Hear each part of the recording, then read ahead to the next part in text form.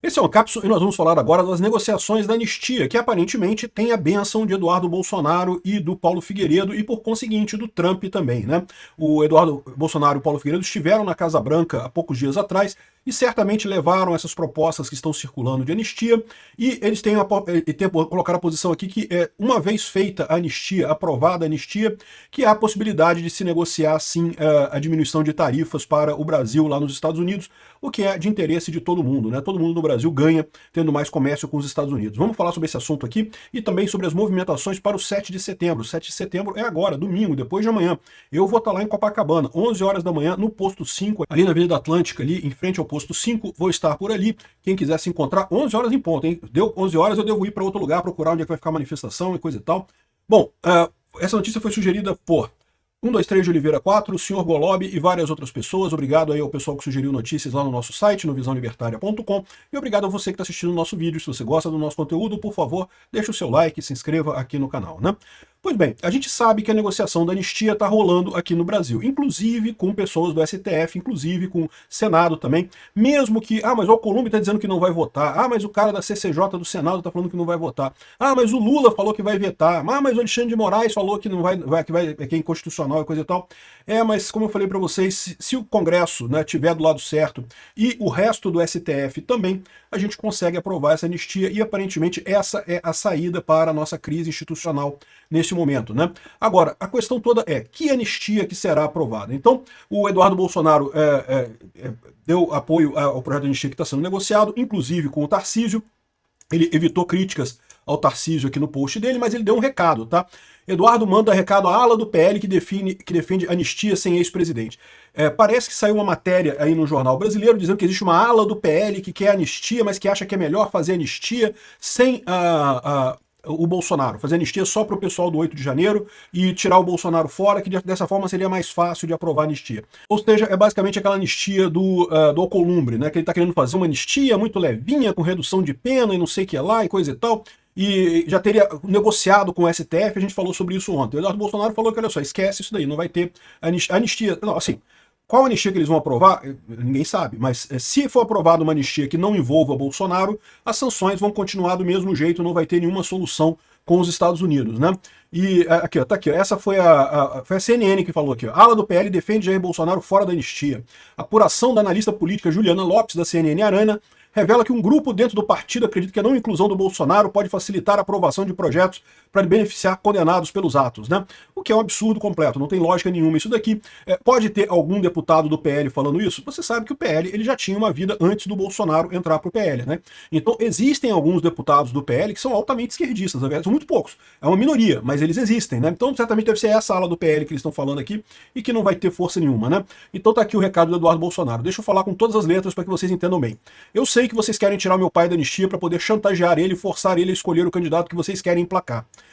Qualquer anistia que não seja ampla e restrita não será aceita. Já irei conversar com a base parlamentar do PL sobre isso. A anistia será ampla e restrita ou não contará com o apoio da direita e não terá efeito de diminuir as sanções internacionais. Esses planinhos escusos de vocês não irão prosperar. Vocês estão brincando com coisa séria e vão acabar sendo vistos como colaboradores dos violadores de direitos humanos.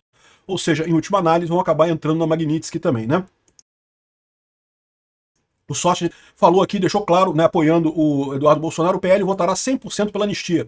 Não adianta plantarem na imprensa uma suposta ala que não existe no PL. Somos todos Jair Bolsonaro, somos todos patriotas. Então é isso daí, vai ser anistia completa, né? Agora, aqui, ó, o Figueiredo também apoiou nesse sentido. Na discussão de se a anistia vai ter ou não fulano, Bolsonaro, ou se vai ser ou não aprovada, na prática é fútil, quase infantil. Haverá anistia ampla, geral e restrita, mesmo que seja necessário antes destruir todo o estabelecimento brasileiro. Como não entenderam isso ainda? Ou seja, que vai ter anistia, vai, meu amigo. Quantas pessoas vão precisar entrar para Magnitsky para isso acontecer, a gente não sabe. Mas que vai acontecer, vai, né? E aqui, ó, falar em anistia já é uma enorme concessão, muito maior do que deveria, para permitir uma solução rápida e uma saída honrosa para o Supremo. Ou seja, o que ele está colocando, e eu concordo com ele, tá? Porque o correto seria a anulação completa desse processo. Esse processo é um processo totalmente injusto, totalmente nulo de pleno direito, não deveria nem estar sendo cogitado no STF. Então, o fato de a gente estar propondo anistia como uma maneira de ter uma saída honrosa para o STF. O STF vai condenar Bolsonaro, mas depois entra anistia, acabou e pronto, resolvido todo o problema. Então, essa é a alternativa no final das contas, né? Isso já é uma concessão. Achar que vai ter que fazer mais concessão, não, porque tem que tirar o Bolsonaro, tirar isso, tirar aquilo, não sei o que lá. Não, não vai ter, né?